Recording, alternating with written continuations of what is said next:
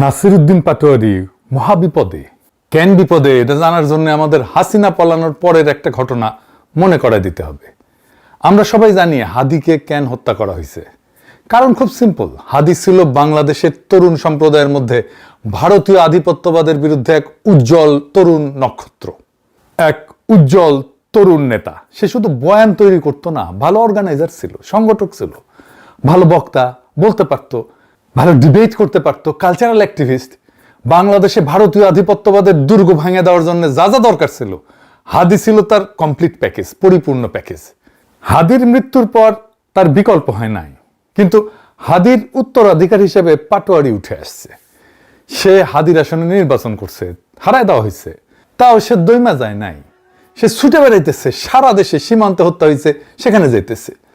পাটোয়ারি কবর জিয়ারত করছে সেই হতভাগ্যদের, যাদেরকে বাংলাদেশ কোনোদিন স্বীকারই করে নাই।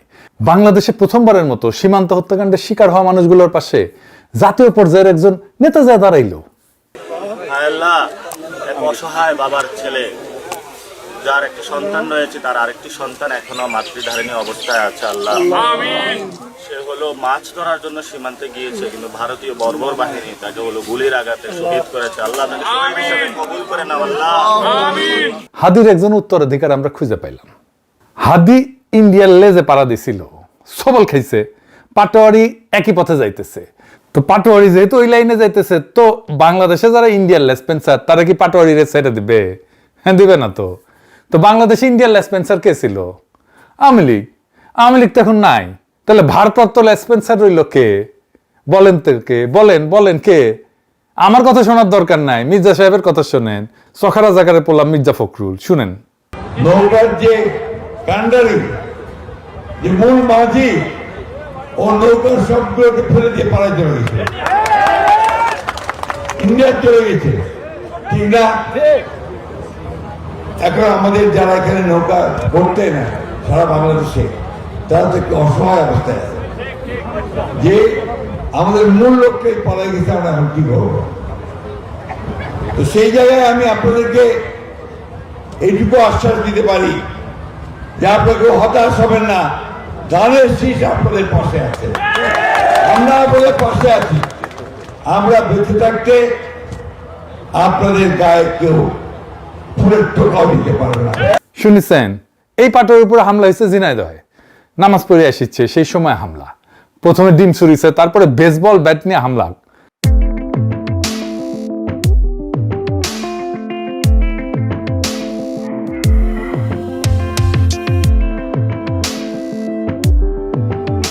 আর বিএনপি ক্যাম্পে সে কি উল্লাস! আমি পোস্ট দিছি, উঠি এসে গালাগালি করিচ্ছে পাটোয়ারিকে, আমাকেও গালাচ্ছে। কি রকম জাউরা দেখেন। সে মামলা করতে গেল, মামলা নেয় না। পুলিশ না, সরি পুলিশ না, ঠোলা। মাঝে কিছুদিন পুলিশেতে গেছিল, আবার বাংলার লুথার কিং এর জামানায় শিলং সালাউদ্দিন ঠোলা বেনে দিচ্ছে ওকে। ঠোলা কয় শিলং সালাউদ্দিনের সার্ভার ডাউন, ওই সার্ভার ডাউনই থাকবি। শিলং সালাউদ্দিনের বেশি দিন ওটি বসে থাকা লাগবি না। এর মধ্যে ওয়াকারের পথ বালক পোস্টাইলো পাটোয়ারির সাথে নাকি একজন কোমর থেকে পিস্তল বের করেছে। দেখেন পোস্ট দেখিছেন? এবার এডিটর সাহেব ওই ভিডিওটা এটা দেখান না, দেখিছেন কি বের করিচ্ছে? আমি জানি না এই পোলাটা এনসিপির না ছাত্র দলের। অনেক পোস্টে দেখছি তারা ছাত্র দলের সন্ত্রাসী বলে পরিচয় করাই দিতেছে। যেই হোক, তবে যেটা বের করিছে, বের করতে গেছিল সেটা পিস্তল না। পরে যুগান্তর একটা রিপোর্ট করিছে এটা পিস্তল না। আপনারা দেখলেই বুঝবেন যে এটা পিস্তল ছিল না। দেখেন।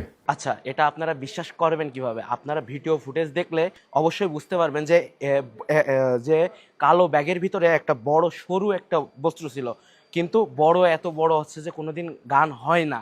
এটা হচ্ছে যে সেফটিক লাঠি ছিল, চাইনিজ সেফটিক লাঠি। দেখেছেন, পথ বালক নাকি আর্মির চাকরি করিছে, বেশি দিন করতে পারে নাই, যদিও শুরু করতে না করতে ঘাড়ে ধাক্কা দিয়ে বের করে দিছে। যাই হোক, ওই ক্যাঙ্কা কোন কিসিমের আর্মি আছিল বুঝেছেন তো? পিস্তল দেখে সিলভার পারে না। ওর কাস্টমারদের কালা বন্দুক দেখে পিস্তল ভুলে গেছে মনে হয়। মাদার বোধ পথ বালক। এরপর থানা ঘেরাও করে, বিএনপির গুন্ডারা মারবে পাটোয়ারিকে লাঠি সোটা নিয়ে। দেখেন, হকিস্টিক নিয়ে। ডাকসু নেতাদেরকে এইভাবে থানার মধ্যে পিটানো হয়েছিল। দেখেছেন, লাঠি হকিস্টিক নিয়ে থানার মধ্যে হামলা করছে। এইখানে মব খুঁজে পাবে না বাঙ্গুরা। বাঙ্গুরা তখনই মব পাবে যখন আওয়ামী লীগের ধরে ডলা দেওয়া হবে, 32 নম্বর ভাঙা হবে, মব শব্দটা তখন তারা ইউজ করবে। কেমন জাউরা দেখেছেন? এইগুলো সবগুলোর লিস্টি করে রাখেছি, টাইমটা আসবে আবার, খুব বেশি দিন লাগবে না, তখন লিস্টি কয়ে দেবো, লিস্টি ধরে ধরে কয়ে দেবো, সব কয়টার পিছে দিয়ে মব হান্দায় দিবেন। যাই হোক, এবার আসেন নাসিরউদ্দিন পাটোয়ারি কে সেটা দেখি। পাটোয়ারিরা বুঝতে হইলে আগে বুঝতে হবে বাংলাদেশের রাজনীতির দরজা 50 বছর ধরে বন্ধ ছিল। দুই পরিবার, দুই দল, বাকি 17 কোটি মানুষ দর্শক। এই দুই দলে কোনো রাজনীতিবিদ নাই, কোনো রাজনৈতিক কর্মী নাই, আছে চাকর বাকর। এক দল হাসিনার চাকর বাকর, আর এক দল তারেক রহমানের চাকর বাকর। ওদের মাথায় রাজনীতি নাই, কিভাবে চাকর বাকর হয়ে থাকবে সেটাই ওদের রাজনীতি। জুলাই এই ফ্যামিলি ডাইনেস্টি এই দরজাটা ভেঙে দিল। পাটোয়ারি নিজে সে ভাঙা দরজা দিয়ে ঢুকছে। একদিনে না, অনেক দিনের যাত্রা এটা। 2013 সাল পাটোয়ারি ইন্টারমিডিয়েটের ছাত্র, একটা কিশোর, হাসিনার সরকার তার বিরুদ্ধে 2টা মামলা দিল। কেন? কারণ সে শিবিরের রাজনীতি করতো। হাসিনার আমলে অনেকেই জেল খাটছে, সবাই পাটোয়ারি হয়নি। পাটোয়ারি আলাদা কেন?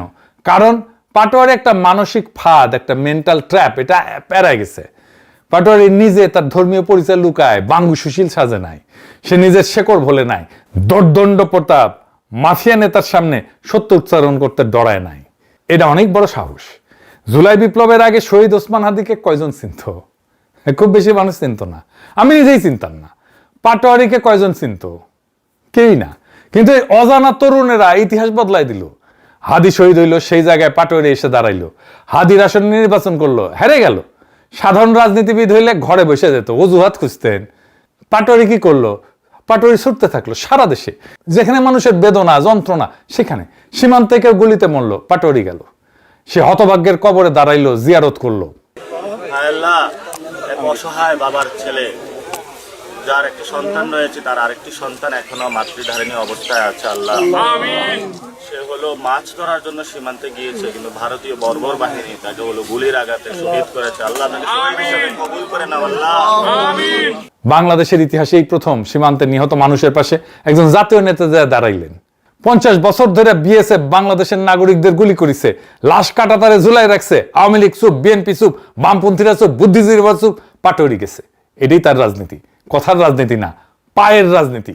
এয়ার কন্ডিশন ঘরের রাজনীতি না, রাস্তার রাজনীতি। সেই জন্য পাটোয়ারি যেখানেই গেছে সেখানে তরুণরা উপচায় পড়ছে। দেখেন রিতেশ সাহেব এক এক কইরা ভিডিওগুলা জায়গার নাম লিখে দিয়েন। রাজশাহী,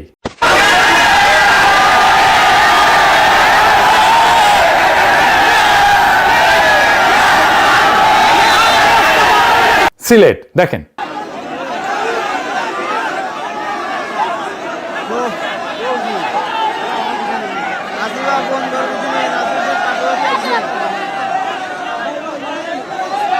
কুমিল্লা, দেখেন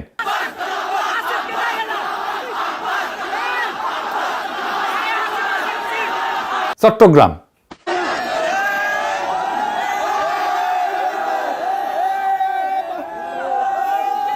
বরিশাল,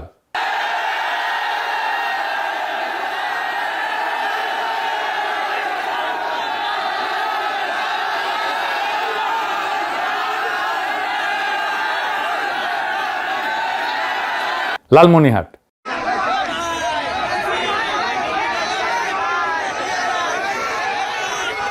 নারায়ণগঞ্জ,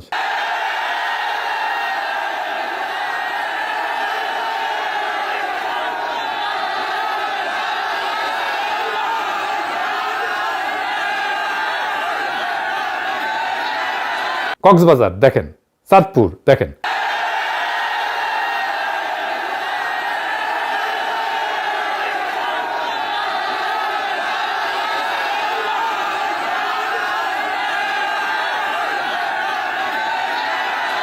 খুলনা, দেখেন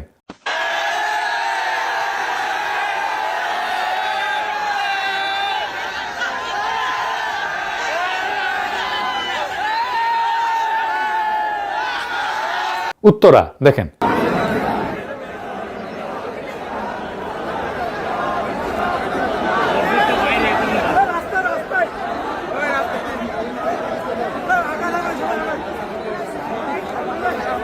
বিএনপি এই পাটোয়ারিকে ভয় পায়।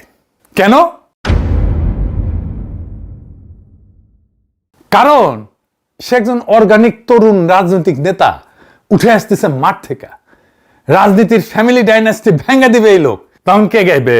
বাপের বাংলাদেশ আমার মায়ের বাংলাদেশ, বউয়ের বাংলাদেশ আমার মেয়ের বাংলাদেশ, চান্দা দে চান্দা দে চান্দা দে। এডিটর সাহেব গানটা শুনে দেন। দাদার বাংলাদেশ আমার বাপের বাংলাদেশ, মেয়ের বাংলাদেশ আমার মায়ের বাংলাদেশ, বাপের বাংলাদেশ আমার মায়ের বাংলাদেশ, বউয়ের বাংলাদেশ আমার মেয়ের বাংলাদেশ। চান্দা দে চান্দা দে চান্দা দে চান্দা দে চান্দা দে চান্দা দে চান্দা দে চান্দা দে চান্দা চান্দা চান্দা দে। শুনিছেন? পাটোয়ারিরে ভয় পায় কারণ পাটোয়ারির কাছে এমন একটা জিনিস আছে যা বিএনপির নাই, সেটা হইতেছে তরুণ প্রজন্মের আস্থা।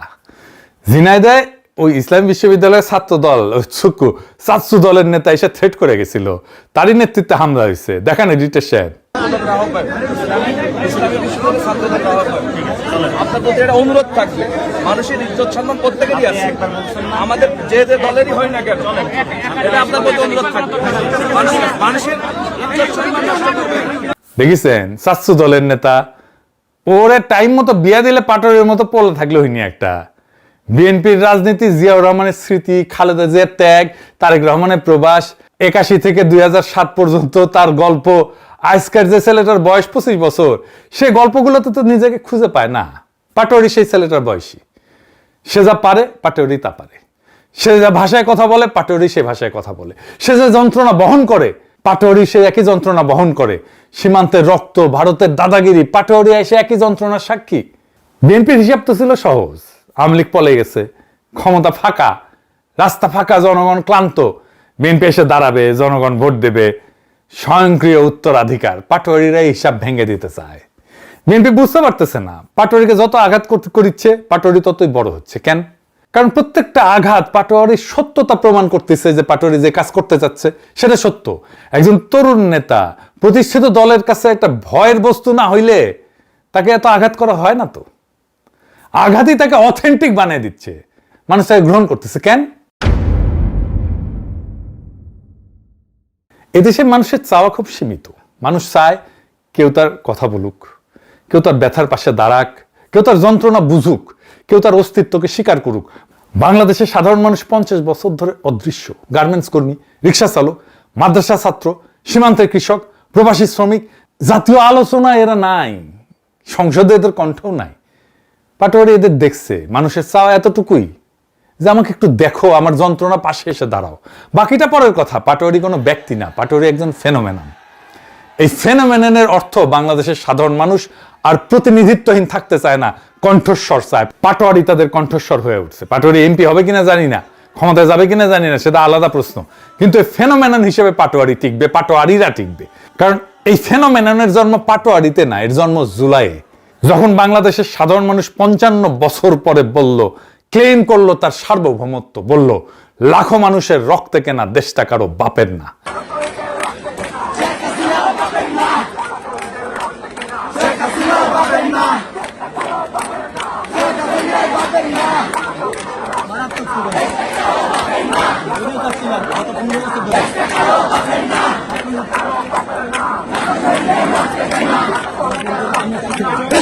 পাটোয়ারি সেই কথার একজন উচ্চারণকারী, পাটোয়ারি সেই স্লোগানের একজন উচ্চারণকারী।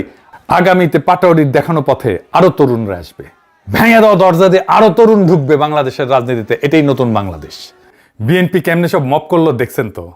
এবার আসেন দেখি তারপরে বিএনপি কি করলো মপ করার পরে নিজে।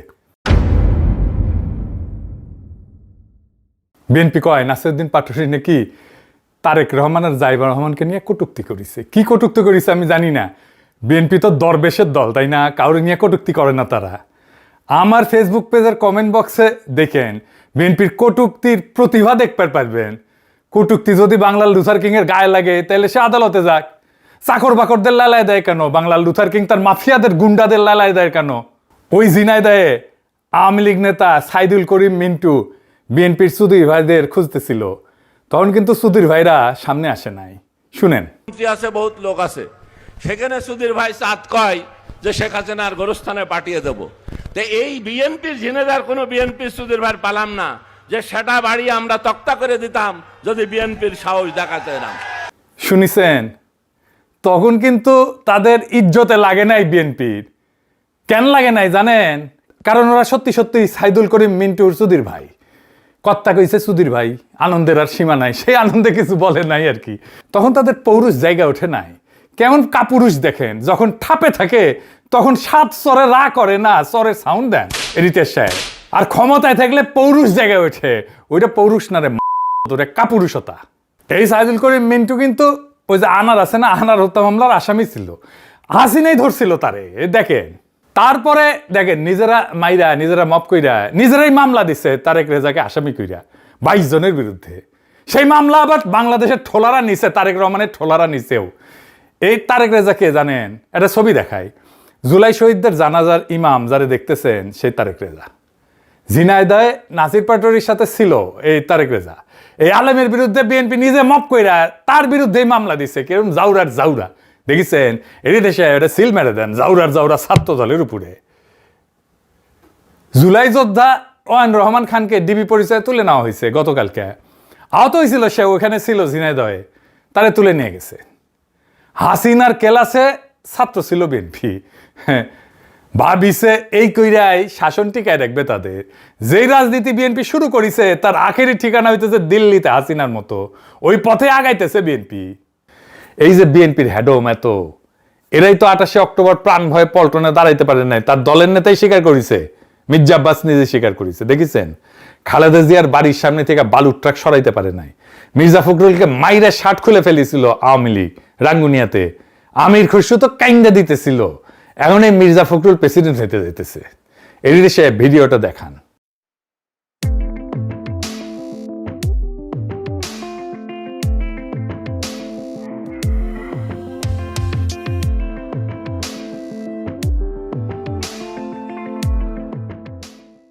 দেখিছেন, বিএনপি বুঝতেই পারতেছে না ক্ষমতা চিরস্থায়ী না। আওয়ামী লীগ বিএনপির চাইতে 100 গুণ পাওয়ারফুল আছিল। মাস্টারনিতে ওরা মাস্টার আওয়ামী লীগ। তাও বাংলাদেশের তরুণ সমাজ ওদের বিএনপি উড়ে যাবে একেবারে, রেডি হওয়ার টাইম পাবে না। খালেদা জিয়ার জানা যায় নজরুল ইসলাম খান হাসিনাকে উদ্দেশ্য করে কইছিল খাবার শেষ করে যাইতে পারে নাই, খাবার বাড়া হয়েছে খাইতে পারে নাই। বিএনপির কপালেও মনে হইতেছে লজ্জাজনক পরিণতি আসতে যাইতেছে। বাংলাদেশ শাসন করা খুব সহজ কাজ না, খুবই কঠিন কাজ। 3 মাসে বেড়াচেরা হয়ে গেছে। 5 বছর শান্তি মতো যদি টার্ম শেষ করতে পারে বিএনপি, এটাই বিএনপির বড় অ্যাচিভমেন্ট হইতে পারে। কিন্তু বিএনপির ইচ্ছা হয়েছে গোষ্ঠী শুদ্ধ আওয়ামী লীগের মতো গোয়া মারা খাবি। যা মারা খা, পরে আবার কইেন না যে আগে সাবধান করি নাই। সাবধান করে গেলাম, বাংলাদেশের জনগণ হ্যাডম পিছন দিয়ে হান্দায় দেবে। ওই দিনের কথা চিন্তা করে এখন সংযত হন, নয়তো কপালে খুবই খারাপই আছে। ইনকিলাব জিন্দাবাদ।